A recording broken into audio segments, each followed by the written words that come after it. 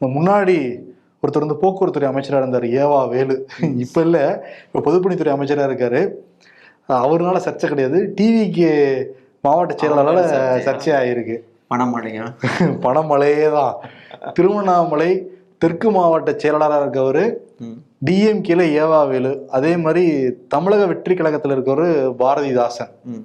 இவர் வந்து புதுமுனை புகுவிழா இந்த 8ஆம் தேதி தமிழ்நாடு முழுக்க ஃபங்க்ஷன் நடந்ததுல, அப்ப அந்த சமயத்துல புகுமுனை புகு விழாவுக்கு அவரையும் கூப்பிட்டுருக்காரு.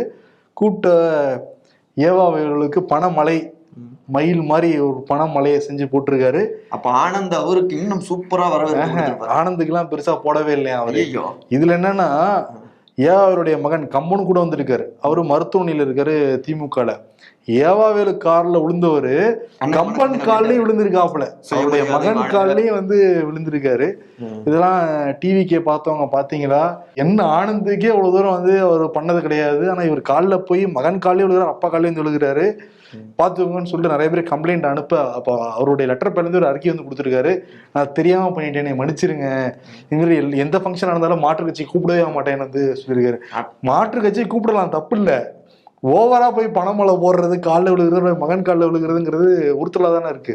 சொந்த கட்சிக்காரருக்கு சுமாரான சால்வையாமா, மாத்து கட்சிக்காரங்க யாரை டார்கெட் பண்றாங்களோ அரசியல் எதிரி அவங்களுக்கு பணம் மழையாமா, சூப்பர் சால்வையா, சூப்பர் சால்வையாமா. என்னங்க நினைச்சிட்டு இருக்கீங்க? இதுக்குதான் இன்னைக்கு விளக்கம் கொடுத்திருக்காருங்க ஏவா வேலு அமைச்சர். ஏங்க, நான் எதுக்காக போனேன்? எங்க ஏரியாவுடைய வாக்காளர் அவரு. நானும் கட்சிலாம் பார்க்க மாட்டேன், அவங்க எங்களுடைய குடும்ப நண்பர்கள், கூட்டு குடும்பமா இருக்காங்க, கூப்பிட்டாங்க நான் போனேன், எனக்கு அழைப்புதல் கொடுத்தா நான் போயிடுவேன், நானும் அப்படி இல்லை. மற்றபடி அவங்க கட்சியில் அவர் மன்னிப்பு கேட்டார், அதெல்லாம் எனக்கு தேவையில்லாத விஷயம், தெரியாதுங்க. வாக்காளர் அப்படின்னா இப்ப டிவிகே உடைய மாவட்ட செயலாளர் திமுக வாக்குவளிக்க போறாரா? இல்ல முன்ன வாக்களிச்சாராமா, அந்த போட்டு கொடுக்குறாரு போல.